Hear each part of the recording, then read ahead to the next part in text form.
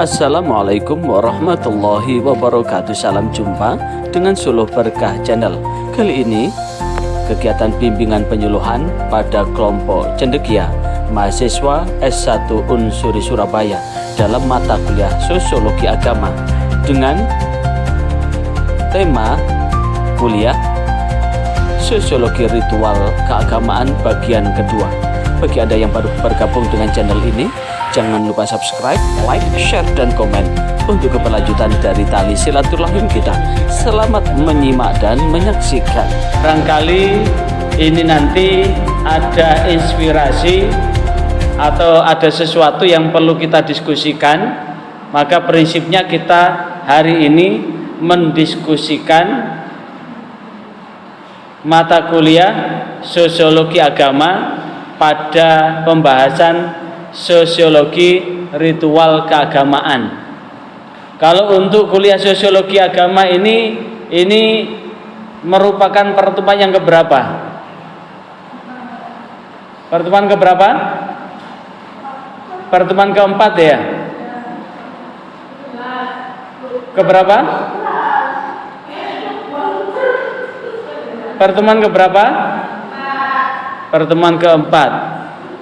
Hari ini kita akan mendiskusikan tentang sosiologi ritual keagamaan. Adalah ritual keagamaan yang dikaji dalam perspektif ilmu kemasyarakatan. Sekali lagi, ritual keagamaan dipandang atau dikaji dari sudut pandang ilmu tentang kemasyarakatan, karena sosial itu adalah masyarakat, logos itu adalah ilmu yang mempelajari tentang kemasyarakatan atau tentang manusia dalam wujud kebersamaan atau dalam wujud sebagai makhluk sosial. Manusia itu dilahirkan membawa dua. Yang pertama, manusia sebagai makhluk individu. Yang kedua, manusia sebagai makhluk sosial. Sebagai makhluk individu, manusia punya hak yang disebut dengan hak asasi, hak yang mendasar.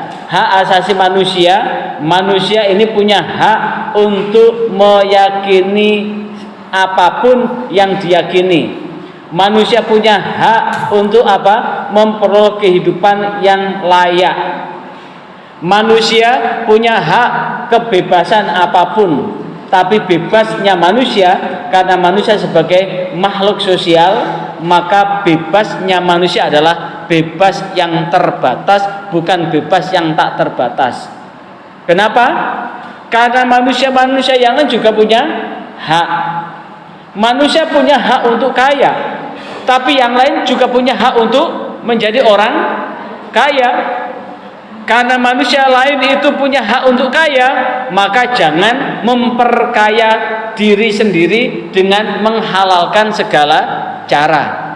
Itu artinya manusia punya hak untuk kaya, tapi yang lain pun butuh kaya, maka watijaratan antaradim minkum, yaitu transaksi perdagangan yang saling apa? Yang saling ridho. Sekali lagi, transaksi yang saling ridho, transaksi yang halal. Karena Rasulullah sendiri al-halalu bayyinun wal haramu bayyinun wa ma bainahuma umurum mutasyabihat. Yang halal sudah jelas, yang haram sudah jelas. Antara yang halal dan yang haram itu adalah perkara yang remang-remang atau perkara yang syubhat. Maka kita belajar tentang sosiologi ritual keagamaan adalah ritual keagamaan dalam perspektif ilmu kemasyarakatan. Karena itu ada 4 hal yang akan kita diskusikan. Sekali lagi, ada 4 hal yang akan kita diskusikan. Yang pertama, apa makna sosial dari ritual keagamaan itu?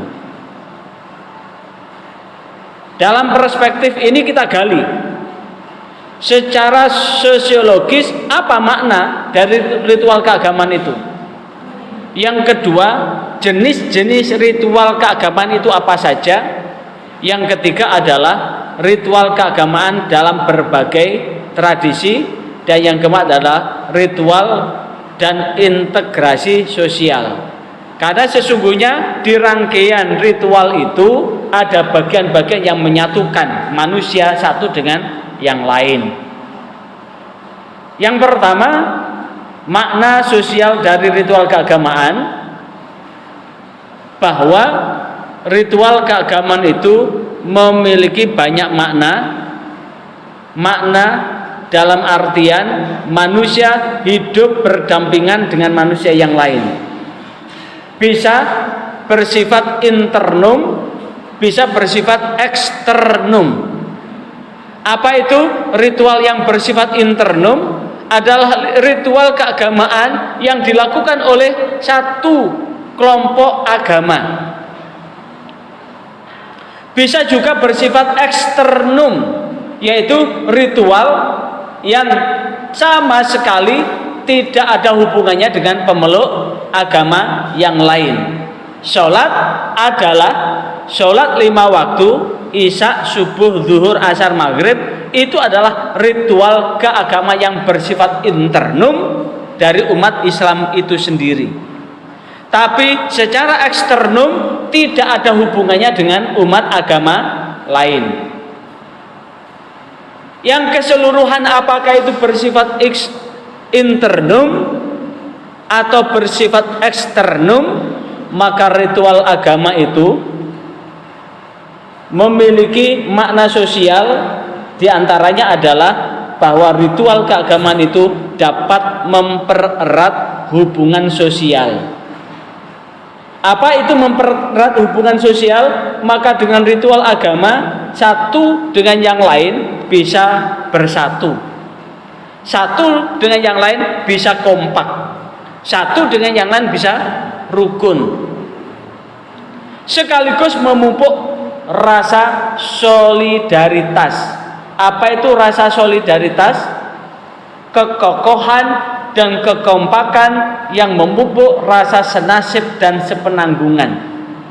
Dalam bahasa Islam, al-muslim lil muslimin, bahwa seorang muslim buat muslim yang lain kalbunyani, seperti satu bangunan, yasuddu ba'duhu ba'don, bagian satu dengan bagian yang lain saling menguatkan. Bagian yang paling penting adalah pilar. Bagian yang penting adalah fondasi. Fondasi itu adalah dasar dari bangunan itu. Di atas fondasi ada tiang, ada pilar, ada dinding. Di atas dinding ada belandar, ada kuda-kuda. Di atas kuda-kuda ada usuk. Di atas usuk ada reng. Yang paling atas adalah genting. Genting tidak bisa nempel jikalau tidak ada rengnya. Reng tidak bisa nempel jikalau tidak ada usuknya. Usuk tidak akan bisa berdiri bila tidak ada belandar dan kuda-kuda. Belandar dan kuda-kuda tidak akan pernah bisa berdiri jikalau tidak ada pilar atau cagak, dan jikalau tidak ada tembok atau dinding.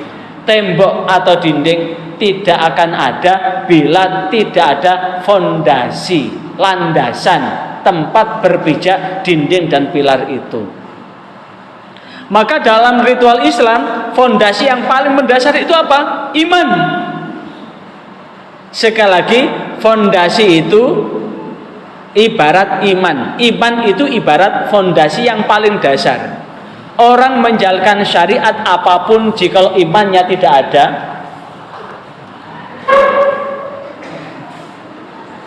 karena itu puasa itu panggilannya apa?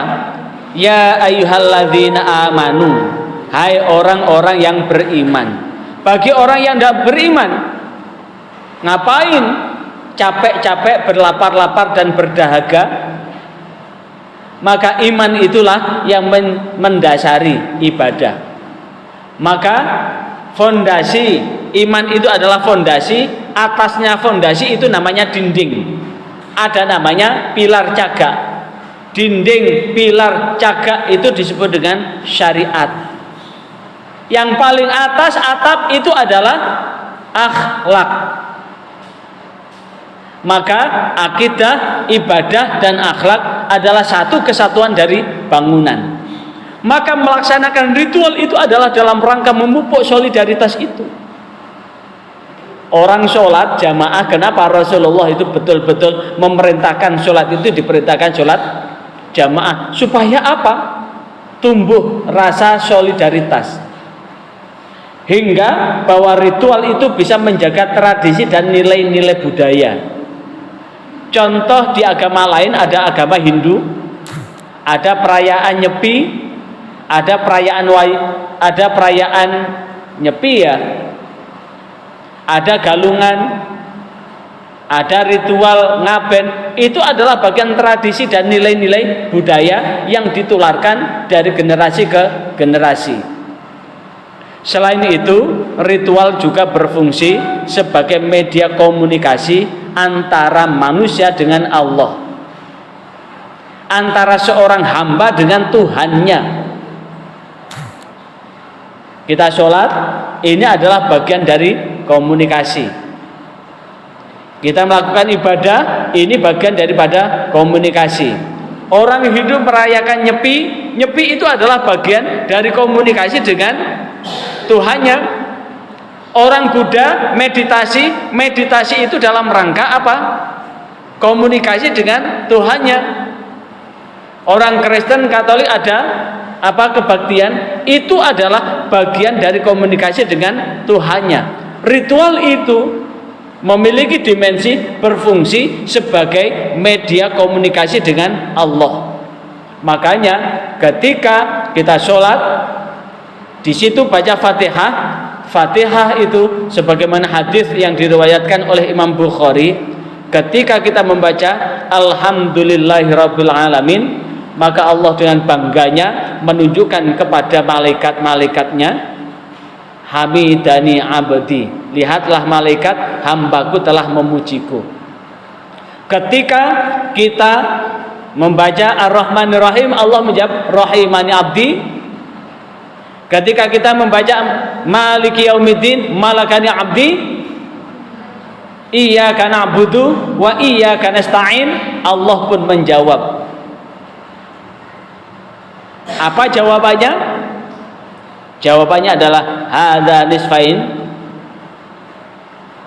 Ini ada dua golongan, antara aku dengan antara hambaku, dan untuk hambaku akan aku kabulkan apa yang ia minta. Ketika kita membaca Iyyaka na'budu wa iyyaka nasta'in, hanya kepadamu lah ya Allah aku mengabdi, dan hanya kepadamu lah ya Allah aku beribadah, maka itu bagian dari kita meminta kepada Allah.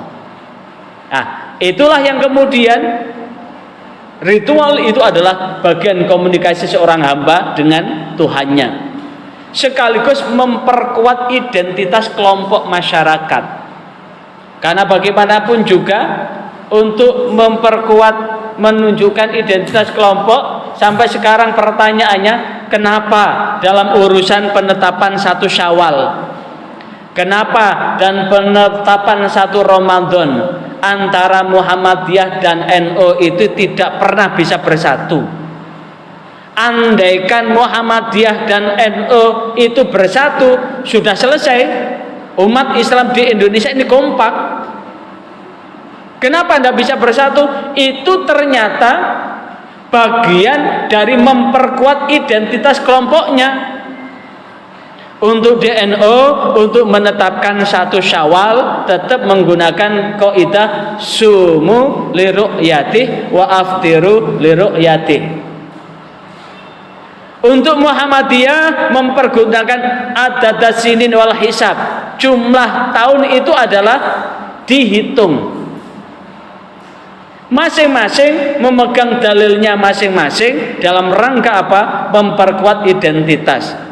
Yang paling lucu itu pemerintah belum mengumumkan sudah pasang banner sholat Idul Adha. Udah kan ada sholat Idul Adha dilaksanakan tanggal bukan 10 Zulhijjah, tapi disebutkan tanggal sekian bulan Mei. Begitu pula sholat Idul Fitri bukan 1 Syawal, tapi disebutkan tanggal miladiyahnya. Itu dalam rangka apa? Itu adalah menunjukkan ini loh saya. Tapi hati-hati loh ya untuk asobiyah, sebagaimana hadis yang diriwayatkan oleh Imam Abu Dawud, laisa minna man asobali qaumi, bukan termasuk umatku bagi orang yang membangga-banggakan golongannya. Jadi hati-hati buat organisasi yang kemudian bukan semata-mata karena Allah, tapi hanya ingin mempertahankan identitasnya, mempertahankan egonya. Ini Rasulullah menganggap bukan umat Rasulullah.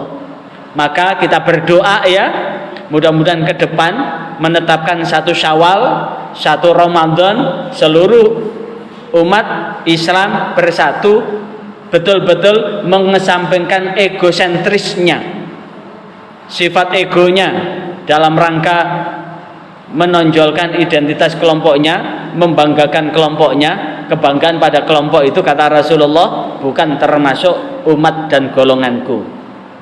Nah, makna yang secara luas apa? Ritual sosial, ritual keagamaan itu ternyata makna sosial dari ritual keagamaan itu adalah mempererat hubungan sosial dan solidaritas,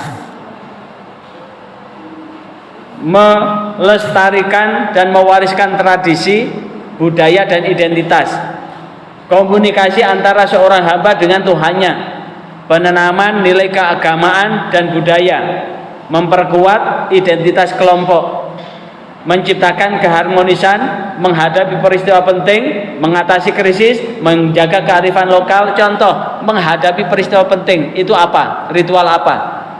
Orang hamil itu ada walimahnya, disebut walimah apa? Walimatul hamli. Walimatul hamli itu dalam rangka bersyukur kepada Allah atas nikmat dikasih amanah berupa akan lahir janin, yang semoga jikalau lahir laki-laki, lahir anak yang sholih, jikalau lahir perempuan, lahir anak yang sholihah. Maka muncul dalam peristiwa penting ritual yang ditradisikan, tingkepan, kemudian procotan. Apa itu procotan? Apa itu procotan? Melebuni prusut, metulnya juga prusut. Jadi benih itu kan, masuknya benih itu kan enak kan? Bagaimana ketika keluar berupa janin itu tidak kesakitan sehingga perucut, disebut dengan procotan. Simbolnya apa? Procotan itu dibuatkan procot. Artinya procot makanan yang terbuat dari ketan yang kemudian dibungkus dengan janur. Apa itu janur? Simbol dengan ja'an-nur, datanglah cahaya, permata hati, yang mudah-mudahan lahir anak menjadi anak yang betul-betul qurrata a'yun, sebagai mana doa ibadur rahman, Rabbana hab lana min azwajina wa dzurriyyatina qurrata a'yun. Ya Allah, anugerahkanlah istri dan anak turun yang menenteramkan hati. Maka peristiwa penting itu sebagai doa, berdoa kepada Allah sebelum bayi itu lahir, maka mudah-mudahan lahir anak-anak yang mampu menenteramkan hati, anak yang penyantun, anak yang sholih, anak yang berbakti. Bisa juga ritual dalam rangka mengatasi krisis. Misalkan tidak kunjung turun hujan, ada ritualnya. Apa namanya di dalam Islam? Sholat istisqa. Apa itu sholat istisqa? Sholat minta diturunkan, sholat minta diturunkan, sholat minta diturunkan hujan. Bisa juga menjaga kearifan lokal. Maka keseluruhan, jikalau nilai-nilai agama itu kemudian diritualkan, ritual itu kemudian ditularkan, diwariskan dari generasi ke generasi, maka lama-lama hal itu menjadi kearifan lokal. Kearifan lokal itu berarti antara satu suku dengan suku yang lain dan dalam mengekspresikan nilai-nilai dan praktek agama itu ada beberapa perbedaan. Perbedaan-perbedaan itu bukan sebuah ancaman, tapi perbedaan-perbedaan itu adalah sifatnya bentuk kearifan lokal ketika manusia itu sudah bersinggungan dengan alam semesta ini. Sama dengan ini, manusia ini nenek moyangnya siapa? Kera atau Nabi Adam? Halo? Nenek moyang Anda ini kera atau Nabi Adam? Nenek moyang manusia itu Nabi Adam atau kera? Kera atau Nabi Adam? Kalau kemudian kita menyadari bahwa manusia pertama di bumi ini adalah Nabi Adam, sebetulnya bahasanya hanya ada satu. Bahasanya Nabi Adam dengan Hawa. Tapi kenapa anak cucunya ini punya bahasa yang berbeda-beda? Yang di Cina ada bahasa Cina, yang di Inggris ada bahasa, yang di Arab ada bahasa, yang di India ada bahasa Sanskerta, yang di Indonesia bahasa Melayu, yang di Filipina ada bahasa Tagalog. Kenapa sampai begitu? Karena bahasa itu ternyata ketika berkembang turun-temurun, maka bahasa itu disesuaikan dengan alam lingkungan hidup manusia itu berada. Sehingga dialeknya manusia itu beda-beda. Jangankan antara Indonesia dengan Arab. Wong Indonesia dari Sabang sampai Merauke itu ada berapa ratus bahasa itu. Ada bahasa Aceh, bahasa Padang, bahasa Batak, bahasa Melayu, bahasa Riau, bahasa Sunda, bahasa Jawa, bahasa Banjar, bahasa Makassar, bahasa Papua. Bahasa Jawa aja lo beda. Antara Jawa Timur dengan Jawa Tengah, Jawa Barat beda. Kalau Jawa Barat masukkan Jawa Sunda. Kalau Jawa Tengah bahasanya beda. Jawa Timur antara Kediri dengan Surabaya, Sidoarjo pun beda. Orang Orang Surabaya menyebut muka itu raimu. Rai. Apa itu rai? Wajah. Beda. Jawa aja beda. Kenapa? Itu karena bahasa itu menyesuaikan dengan lingkungan alam. Maka apa yang sudah dilaksanakan dari nilai-nilai agama itu kemudian menjadi tradisi, tradisi itu akan berkembang menjadi budaya. Budaya itu adalah bagian dari kearifan lokal. Yang kedua adalah jenis-jenis ritual keagamaan. Ritual keagamaan adalah praktek. Apa yang dimaksud dengan ritual keagamaan? Ritual keagamaan adalah praktek terstruktur dan simbolis yang dilakukan oleh individu atau komunitas untuk mengekspresikan keyakinan. Berkomunikasi dengan dewa bagi orang Hindu, berkomunikasi dengan Allah bagi kita umat Islam, berkomunikasi dengan Yahweh bila itu orang Yahudi, berkomunikasi dengan Buddha bila itu orang Buddha, berkomunikasi dengan Allah jika itu Katolik maupun Kristen. Allah Subhanahu wa taala, Tuhan kita semua, Tuhan yang Maha Kuasa, Tuhan seluruh manusia di muka bumi ini, maka tentu ritual itu adalah bagian dari komunikasi antara seorang hamba dengan Tuhannya, atau dalam rangka memenuhi kepercayaan spiritualistis.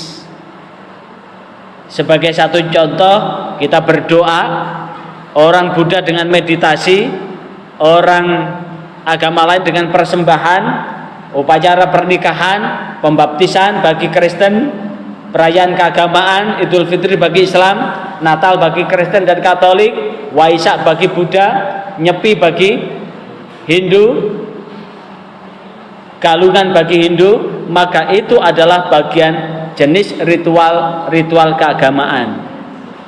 Bagi kita umat Islam, ritual keagamaan itu dibagi menjadi dua, ritual yang bersifat mahdhah dan ritual yang bersifat ghairu mahdhah. Ritual mahdhah itu adalah ritual yang tata caranya sudah diatur dan dicontohkan oleh Rasulullah SAW, yang tidak boleh diubah. Misalkan sholat zuhur 4 rakaat, sholat asar 4 rakaat, tidak bisa diubah menjadi 2 rakaat, kecuali itu sholat qashar. Tidak bisa diubah menjadi 3 rakaat, karena 3 rakaat itu sholat maghrib. Sholat isya 4 rakaat tidak bisa diubah menjadi 10 rakaat. Sholat subuh itu 2 rakaat tidak bisa diubah menjadi 4 rakaat. Wah, subuh ini kan masih fresh-freshnya, tak tambah 4 rakaat menjadi 6 rakaat juga tidak bisa, karena itu sudah paket. Puasa pun menahan diri dari terbitnya fajar sampai tenggelamnya matahari. Tidak bisa kemudian puasa sehari semalam. Puasa, ada yang puasa hanya puasa makan nasi, tapi makan yang lain tidak apa-apa. Itu namanya sudah mengubah. Nah, ibadah yang sudah ditata itu disebut dengan ibadah mahdhah. Yang kedua, ghairu mahdhah. Ghairu mahdhah itu adalah nilai yang mengandung kebaikan buat pribadi maupun orang lain, yang tata caranya bersifat umum, disebut dengan ibadah ammah. Bersifat ibadah Yang ketiga adalah ritual keagamaan dalam berbagai tradisi. Maka tentu kalau kita merujuk, manusia pertama itu siapa? Nabi Adam atau kera? Siapa yang merasa sebagai anak cucu kera? Siapa yang merasa sebagai anak cucu nyumet?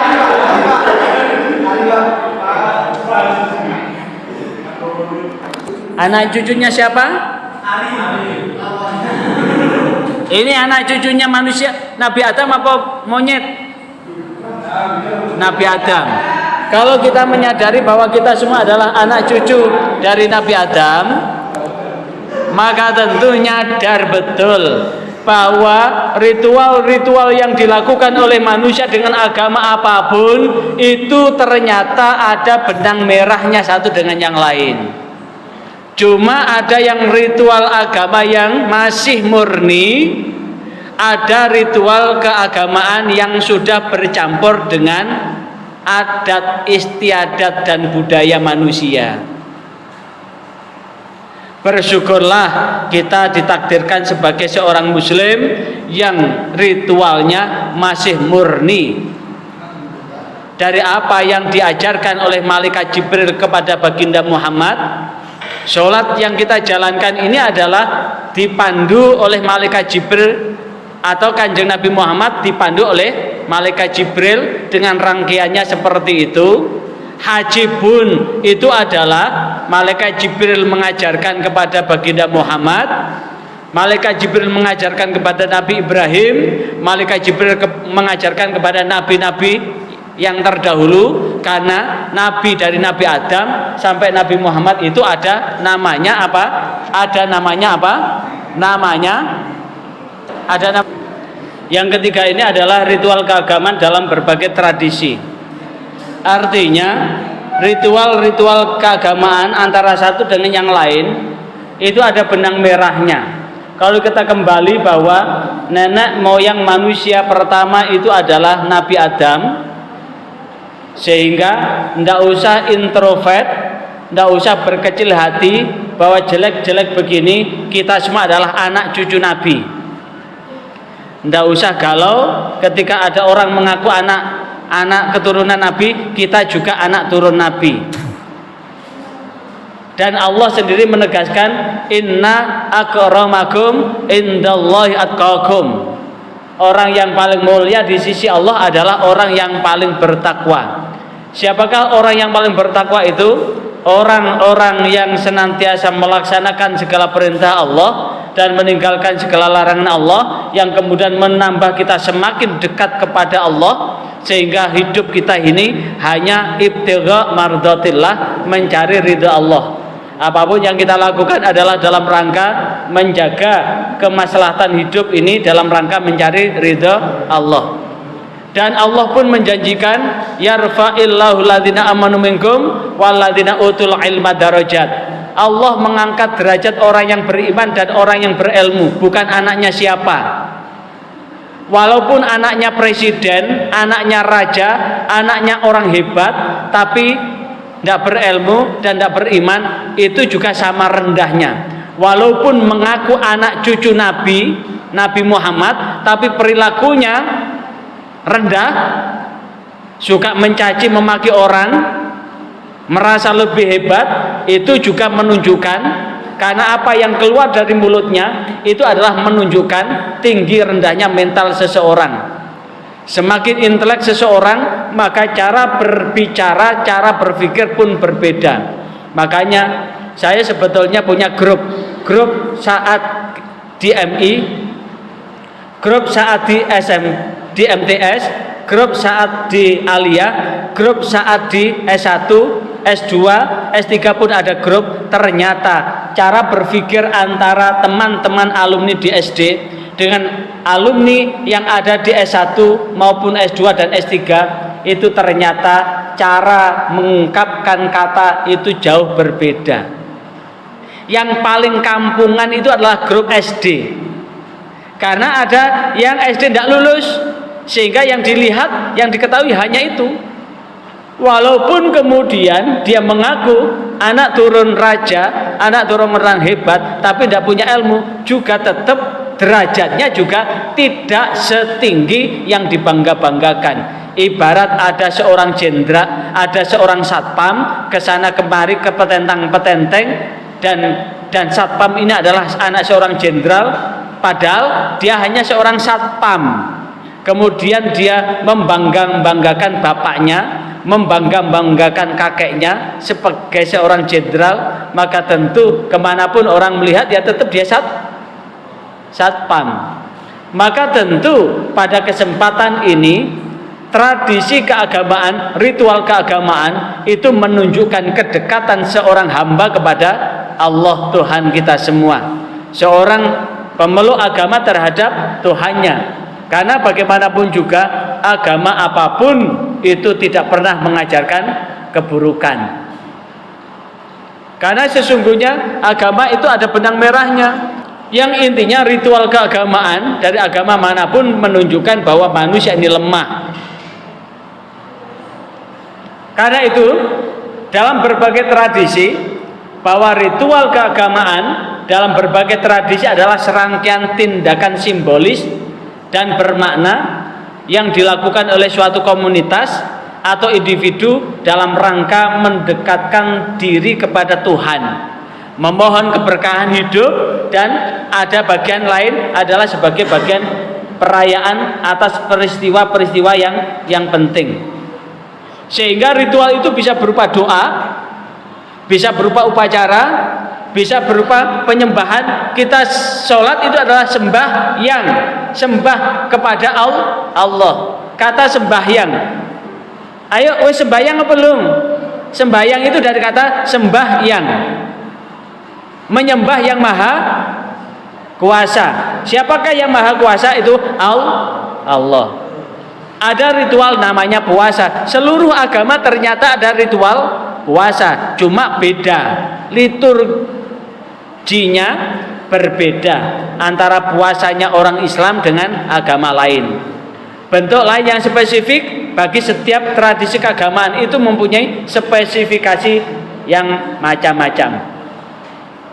Karena itu contoh-contoh ritual agama Islam ada sholat, puasa dan sebagainya. Kristen ada misa, doa dan sebagainya. Hindu ada yajna, puja, ngaben dan sebagainya. Buddha ada meditasi, puja bakti, pembacaan sutra dan sebagainya. Yahudi ada sabat, yaitu ibadah di hari Sabtu. Ada Rosh Hasanah, ada Yom Kippur. Di Sikh ada Amrit Sangsara dan sebagainya. Ada aliran kepercayaan selamatan dan sebagainya. Yang keseluruhan itu adalah sebagai bentuk penghambaan manusia ini kepada Tuhannya. Yang terakhir, ritual keagamaan dan integrasi sosial. Terkait dengan ritual dan integrasi sosial, maka ritual itu sering berperan penting dalam integrasi sosial. Contoh, kita Muslim ada sholat. Sholat itu ada sholat wajib, ada sholat sunnah. Sholat wajib sangat diperintahkan dengan berjamaah. Ternyata rangkaian dari spiritualisasi sholat jamaah ini adalah mengintegrasi sosial. Jadi Rasulullah berhasil mempersaudarakan sahabat Ansor dan sahabat Muhajirin itu adalah lewat dirangkai dan dibimbing melalui sholat berjamaah. Sekaligus mengikat anggota masyarakat bersama-sama dan mengukuhkan nilai-nilai sosial serta memperkuat nilai solidaritas. Solidaritas adalah kekompakan, kekokohan dan keutuhan. Dan ritual dapat menjadi sarana untuk Diucapkan terima kasih atas atensi Anda mengikuti channel ini. Sebelum meninggalkan channel ini, jangan lupa subscribe, like, share, dan komen untuk keberlanjutan dari tali silaturahim kita. Sampai jumpa kembali. Wassalamualaikum warahmatullahi wabarakatuh.